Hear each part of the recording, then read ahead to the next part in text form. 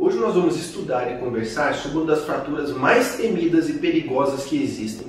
O motivo de tanta preocupação não é pela fratura em si, e sim por tudo aquilo que ela traz junta. Possibilidade de infecção, possibilidade de não cicatrização, que nós chamamos de pseudoartrose, outras complicações como necrose, embolias, tromboses, além de lesões vasculares, lesões nervosas e lesões principalmente de partes moles, de tendões, músculos e pele. E sem falar que ela tem uma grande associação com um sem número de outras lesões. Para quem não me conhece, meu nome é Alan Assunção, eu sou médico ortopedista e traumatologista. O objetivo desse trabalho é que seja um projeto educativo e levar informações às pessoas de forma clara e concisa a respeito de ossos, articulações e doenças osteomusculares.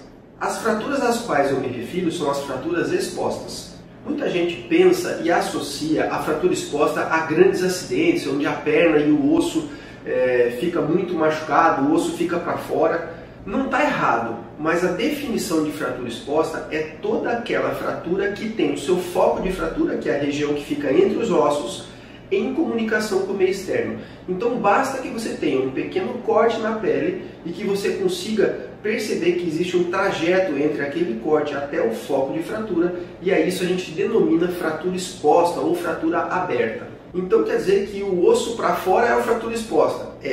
Existem outros tipos de fratura exposta? Você pode ter, inclusive, por exemplo, um cortezinho pequeno, 2 a 3 centímetros longe da fratura, mas se existir uma comunicação com o foco, é uma fratura exposta. Algumas vezes o osso vai quebrar lá dentro da perna ou do braço, ele vai sair, cortar a pele e voltar para dentro. Então isso faz um trajeto da onde ele está quebrado com o meio externo e também é uma fratura exposta. A partir daí, nós temos duas coisas importantes para manter o nosso pensamento quando nós estamos pensando em uma fratura exposta. Primeiro, você tem uma comunicação, você tem um túnel, você tem uma passagem para as bactérias saírem do meio externo, do ar ou da água, e caminhar, chegar na fratura, no foco de fratura, e a partir daí essa bactéria pode desenvolver uma infecção. Então, fraturas expostas, elas têm uma chance maior de ter infecção. Segundo, é que para ter uma fratura exposta, você precisa ter uma energia cinética passando pela fratura muito maior que o normal.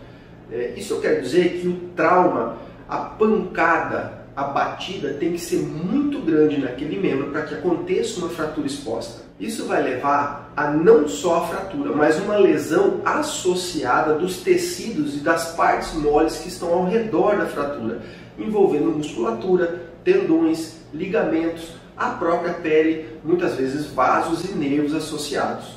Tudo isso vai lesar junto, e quando isso acontece, você vai ter rotura de pequenos vasos. É muito importante a gente pensar em pequenos vasos, porque são eles que vão levar o sangue e todo o potencial de cicatrização com uma fratura. Então, quanto maior a energia cinética, maior o trauma, mais lesão se faz. Quanto mais lesão se faz, menos potencial de cicatrização nós temos. Então, a fratura exposta, de novo, duas coisas: maior chance de infecção e menor potencial de cicatrização. E é aí que mora o perigo. Você tem uma fratura associada a uma lesão grande de partes moles, com um potencial de infecção bastante grande e um potencial de cicatrização diminuído. Então, se nós temos uma lesão grave dessa, a gente constitui isso como urgência. Olha, eu consigo entender muito bem a preocupação quando se tem uma fratura exposta. A gente está constantemente sendo bombardeado com imagens, filmes, mas não é bem assim. Nós ortopedistas nunca vamos deixar de dar a importância que precisa e levar em conta a seriedade de uma fratura exposta. Mas nós somos treinados e preparados para lidar com isso desde o primeiro dia de residência. Quando a gente começa a especialização, a fratura exposta é um tema, um tipo de lesão que é constante todo dia nos tratamentos. Então todos nós estamos treinados e temos vários recursos e várias tecnologias para poder tomar conta de uma fratura exposta e tratar ela de uma forma adequada. Então, para a pessoa que não é treinada, que não está acostumada a lidar com esse tipo de lesão, pode dar até uma coisa ruim no estômago, pode se sentir mal. Mas quando chega na nossa mão, parece que liga um botãozinho e a gente começa a pensar, a nossa cabeça começa a trabalhar pensando no tratamento. Nós vamos pensar quais são os cuidados iniciais, como pegar uma veia, avaliar outras lesões, se tem alguma coisa mais grave que seja mais emergencial que a fratura exposta. Já começamos a pensar o que nós vamos fazer na sala de cirurgia, como é que a gente vai abordar essa lesão, o que eu vou precisar na hora de cirurgia, que tipo de material, o que eu vou colocar nesse braço ou nessa perna que está fraturado. Eu já vou pensando nos passos, nas etapas de cirurgia, então a nossa cabeça trabalha como se fosse uma máquina e nós estamos voltados para tratar essa lesão da melhor forma possível. Então, quando a gente vai atender alguns pacientes na emergência, a gente tem uma sequência de pensamento e de cuidados que a gente faz. Primeiro, salvar a vida do paciente. Existem lesões que são mais graves e que vão levar à morte antes, então a gente vai observar e tratar isso antes, como por exemplo, lesões de via aérea superior, lesões no tórax, lesões que estão sangrando dentro do abdômen, essas são mais urgência. Segundo, sempre tentar manter o membro do paciente. Existem lesões e lesões. Algumas são graves que exigem a nossa atenção para manter o membro ali. O nosso terceiro passo é tentar manter a função do membro e aí tentar recuperar realmente a fratura para que o paciente volte a ter a função normal daquele membro. E por último, tentar não deixar sequela. Mas muitas vezes as fraturas expostas podem ser graves o suficiente que vão acabar deixando sequelas. A nossa função é diminuir o potencial disso acontecer. Então isso serve para exemplificar que é necessário e existe uma ordem no tratamento das coisas. Então, se a gente faz tudo o que tem que fazer antes, observa esse paciente, exclui outras lesões que sejam com risco de vida, nós vamos cuidar daquela fratura exposta propriamente dita. Então, nós vamos precisar de exames, o raio-x sempre é obrigatório, eventualmente pode ser necessário uma tomografia ou até uma ressonância. Nós precisamos abrir o curativo, ver realmente que tipo de lesão é aquela e classificar se ela é leve, se ela é moderada, se ela é grave, se eu vou precisar do equipamento A, ou B ou C. Isso vai me dar uma ideia de prognóstico. Muitas vezes eu posso ter a necessidade de fazer mais de uma cirurgia, então eu já vou planificar o que eu devo fazer na primeira para ter uma facilidade na segunda, por exemplo. Eu tenho um caso, eu vou chamar a paciente de Juliana, mas era uma moça com 32 anos, ela estava andando de moto e acabou batendo num cachorro e caiu numa estrada cheia de pedrinha. Ela teve uma lesão na perna, foi levada para o pronto-socorro. Quando chegou lá, nós fizemos uma radiografia, observamos essa fratura, dava para ver a fratura, então era uma fratura exposta. Depois disso a gente levou ela para o centro cirúrgico, foi feita anestesia. A gente, quando tem a fratura exposta, a gente se preocupa muito em limpar para não deixar ter infecção ou minimizar a chance de infecção. Então foi feito esse tratamento nela, foi colocado aquele fixador externo, que o pessoal chama de antena por aí, mas é um equipamento de fundamental importância para a gente para tratar uma fratura exposta. Depois disso ela foi internada, fez todas as medicações e recebeu alta. 3 semanas depois nós recebemos ela de novo porque tinha que fazer a cirurgia definitiva. Aquele fixador geralmente ele é temporário. No caso dela foi retirado o fixador, colocado uma placa com parafusos. Depois disso a gente fez o acompanhamento dela no consultório. O osso acabou cicatrizando muito bem, graças a Deus, sem infecção. E ela está muito bem, gosta de caminhar, andar de bicicleta, voltou a trabalhar, foi tudo legal. Durante o meu curso de medicina, eu vi algumas fraturas expostas serem tratadas e os pacientes se recuperarem, né? E primeiro eu acho que foi um marco para me fazer escolher a ortopedia. Foi uma coisa assim que você percebe o paciente chegar bem acidentado, com aquela perna, aquele braço realmente bem estragado, você consegue recuperar a saúde desse paciente, você opera, você usa do teu conhecimento, da tua ciência e você percebe que você consegue ajudar as pessoas, né? Então é nesse momento que você se sente útil e eu não acho que tenha nada mais recompensante para um médico que você perceber que realmente ajudou um paciente a melhorar, fazer ele voltar para o convívio da família, do trabalho, voltar a praticar esporte, voltar a ter um dia a dia normal e às vezes nem se lembrar que teve um acidente um dia. Então não existe nada igual para mim na medicina, realmente é a sensação de dever cumprido. Eu estava contando a história da paciente que a gente chamou de Juliana. Foi uma moça, paciente minha, que caiu de moto, quebrou a perna, foi uma fratura exposta e a gente colocou o fixador externo. Eu queria falar um pouquinho do fixador externo, que é aqueles ferros que ficam na perna, que o pessoal chama muito de antena por aí. Ele é um aparelho que ele é idealizado para ser usado em algumas situações dentro da ortopedia. Ele tem a finalidade de dar estabilidade a um membro que tem uma fratura. Ou seja, para deixar aquele osso que está quebrado estabilizado, mais seguro, fixado, para não ficar solto. Então ele vai estabilizar e segurar aquele osso. A gente observou que quando você faz a fixação daquele osso, você primeiro diminui a dor, deixa o paciente sem dor. Segundo, você diminui um monte de coisa. Você diminui a chance de infecção, você diminui a chance de trombose, você diminui a chance de gangrena, você diminui a chance de necrose, você tem uma série de vantagens em usar o fixador externo. Uma outra vantagem muito grande é que você permite a manipulação do paciente. Vamos imaginar um paciente que foi politraumatizado, com múltiplos ferimentos, teve que ir para uma UTI, ele está entubado e está com uma fratura de fêmur de um lado, perna do outro. Como é que você vai movimentar ou mobilizar esse paciente dentro de uma UTI? Você tem que muitas vezes virar ele de lado, virar ele de costas, você tem que levar para uma cirurgia ou fazer um tratamento ou um exame. Então, com o fixador externo, você consegue segurar no fixador e mobilizar o paciente para lá e para cá. Se não tivesse o fixador, ia ser uma coisa muito difícil de você conseguir trabalhar ou dar a atenção necessária a um paciente acamado. Geralmente, o fixador externo ele é idealizado para ser usado de forma temporária. Principalmente esse que é utilizado de forma geral no nosso país aqui, no SUS. Ele é um kitzinho que vem pronto e você utiliza na urgência. A ideia dele é que ele seja utilizado por algum tempo, enquanto você tem a cicatrização da pele, você tenha a melhora dos outros tipos de trauma, de abdômen, de tórax, de crânio, para que você consiga manter aquele osso fixado no tempo que essas lesões vão cicatrizar ou pelo menos sair daquela fase mais aguda de tratamento. Então, cerca de 2, 3 ou 4 semanas depois do trauma inicial, nós vamos dar preferência para tirar o fixador externo e realmente fazer uma cirurgia que nós chamamos de síntese definitiva, onde vai ser usado algumas formas de placa, parafusos ou hastes intermedulares, que são hastes colocadas dentro do osso, para que faça a fixação definitiva desse osso e não precisa ficar nada para fora.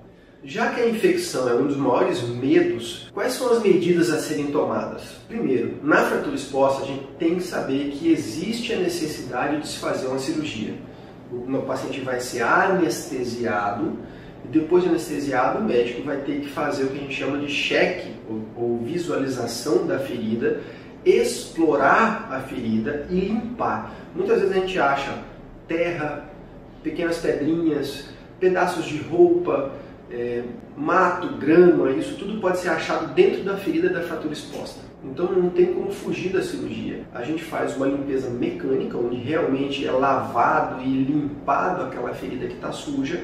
Às vezes a gente utiliza 10 ou 15 litros de soro nessa limpeza, nessa lavagem. E quando você acaba, geralmente você lava tudo de novo, vai checar tudo de novo, vai limpar tudo de novo para ter certeza realmente que você conseguiu limpar tudo aquilo que era visualmente possível. Segundo, nós vamos fazer o que nós chamamos de antibiótico profilaxia, que é quando nós vamos administrar antibióticos para esse paciente para prevenir e evitar uma possível infecção. Um outro cuidado que nós temos é com a vacinação antitetânica.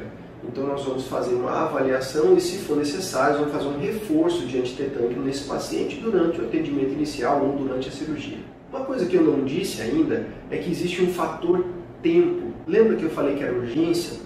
Então, os livros falam que o ideal é se operar em até 6 ou 8 horas após o acidente. Mas por que isso? Isso acontece porque quando você tem a exposição, você tem a chegada de bactérias. E depois de 6 a 8 horas, essas bactérias já estão se multiplicando a um ponto que fica difícil você prevenir ou evitar que venha a ter infecção. Então a cirurgia deve ser feita dentro de 6 a 8 horas, o que vai te dar uma chance muito maior de não ter infecção naquele membro com a fratura exposta. Tá, e como saber qual o antibiótico certo a se fazer? Os antibióticos, e não confundir com outros antes, como por exemplo antivirais, antifúngicos, anti-inflamatórios, os antibióticos, eles vão servir para combater bactérias. Existem dois tipos principais. Os primeiros são os bactericidas. Os bactericidas funcionam seguindo o princípio de que a droga que é administrada ela é tóxica para aquela bactéria na dose utilizada. Então ele vai matar a bactéria realmente pela dosagem que você usa. E existem os bacteriostáticos, que eles vão, dependendo da dose que você usa, eles vão fazer a parada do crescimento e vão deixar essa bactéria quietinha, para dar condição para o nosso sistema de defesa poder combater essas bactérias. Elas não se reproduzem, não se replicam, ficando paradinha, e o nosso sistema imunológico vai ter condição de matar ela e de combater as bactérias que estão lá presentes. Quando o paciente chega com a fratura exposta no hospital, durante a avaliação inicial já é iniciado uma combinação de antibióticos que vão matar o maior número de bactérias possíveis. Então se fazem 2 ou 3 antibióticos para cobrir uma gama de bactérias diferentes e evitar ou prevenir que tenha-se infecções. Diferentemente, se nós já temos uma infecção instalada, ou seja, já tem-se uma infecção naquele local, a conduta é outra. A conduta geralmente ela vai colher uma amostra daquela bactéria, daquele pus que já está bem instalado. Essa amostra vai para o laboratório e esse exame se chama cultura. Essa bactéria ela é semeada no meio de cultura e se reproduz. Depois que ela se reproduziu, a gente vai pingar em vários locais dessa cultura uma gotinha de cada tipo diferente de antibiótico. Então quando você pinga uma gotinha de antibiótico em diferentes locais daquela cultura, você tem diferentes antibióticos agindo na mesma bactéria e alguns antibióticos vão ser realmente eficazes para matar aquela bactéria. E é esse antibiótico que você vai escolher na hora da prática clínica para realmente tratar aquela bactéria. Então quer dizer que qualquer lesão que rompe a pele, como queimadura, corte, furo de prego, tem que tratar? A resposta é sim. Toda vez que você tiver o rompimento da pele, que é a nossa barreira natural, nossa proteção contra a entrada de bactérias, você deve dar atenção a essa lesão. Em casa, acidentes domésticos como arranhões ou pequenos cortes abaixo de 1 centímetro mais superficiais, você pode acompanhar em casa mesmo, passa um antisséptico e fica observando a evolução dele. Se ele for um pouco mais profundo ou for maior que isso, o ideal é que você procure um médico. Se aqueles acidentes domésticos pequenos que você tiver também evoluírem de uma forma a ficar vermelho, quente, inflamado, inchado, procure um médico também, que pode ser uma infecção. E aí você vai ter que usar uma medicação específica contra isso, que provavelmente vai ser um antibiótico. Eu lembro de um paciente que ele teve uma fratura exposta também, ele estava de moto, ele bateu o pé num batente, mas era uma área rural, então estava bastante sujo, com terra, essa terra devia ter fezes de animais. Quando ele chegou no hospital, foi feito todo o trabalho de limpeza, de desbridamento, foi limpado bem limpinho, mas esse paciente teve uma particularidade: ele não quis ficar internado. Mesmo após orientado, ele quis ir embora, ele não aceitou a medicação, não fez retornos ao ambulatório, ele não voltou depois para ver como é que ficou o pé. Alguns dias depois ele foi trazido pelos vizinhos dele, ele morava num sítio, e aí a situação estava bem mais grave. Ele não teve nenhum tipo de atenção de nenhum profissional de saúde, ele não fez curativos naquele pé, ele não tomou nenhum tipo de remédio para combater a infecção, e quando ele chegou a infecção estava bem mais séria, já tinha ascendido, já estava no meio da perna, tinha necrose e tinha gangrena. Então foi uma coisa que piorou de uma forma muito rápida, muito agressiva, e não teve o que fazer. Esse paciente acabou indo para um tratamento mais radical, porque tinha que se salvar a vida desse paciente devido à gangrena. O melhor que você pode fazer para evitar uma situação dessa é que você confie na equipe de saúde, e o ideal é que você seja atendido e supervisionado de uma forma multidisciplinar. Aqui eu trabalho, independente do tipo de cirurgia que é feito, com a supervisão de uma enfermeira que vai acompanhar os seus curativos até que os pontos sejam retirados e que não tenha nenhum sinal de infecção. É importantíssimo que você tenha alguém que vá cuidar também da sua reabilitação, e esteja fazendo pelo menos a supervisão disso, que é uma fisioterapeuta. E claro, eu gosto de acompanhar muito de perto. Quanto mais de perto você acompanha, menos chances de coisas erradas, ou então mais cedo eu consigo tratar qualquer forma de complicação que venha a acontecer. Quando você tiver uma situação de emergência, não mexa no paciente, chame o serviço de urgência, o SAMU ou alguma coisa equivalente da sua região. Procure não dar água com açúcar para acalmar, não dê água para o paciente beber, não deixe ele comer nada. Lembre, esse tipo de fratura vai necessitar de uma cirurgia e quanto mais em jejum esse paciente estiver, melhor. O jejum é importante e necessário porque dependendo do tipo de anestesia que vai ser feito, você pode ter o retorno do conteúdo gástrico, ou seja, aquilo que ele comeu e bebeu, ele pode regurgitar para as vias aéreas. Então, se o paciente está anestesiado e tem o retorno do conteúdo gástrico, ele pode aspirar ou broncoaspirar aquele conteúdo. E aí ele pode se afogar, ele pode se sufocar com o que comeu ou o que bebeu. Queria agradecer você por ter acompanhado o vídeo até aqui. Se você tiver dúvidas ou sugestões, coloque nos comentários desse vídeo. Quem sabe ele não entra na pauta dos próximos vídeos. Então, pessoal, até mais. Tchau, tchau. Até o próximo vídeo.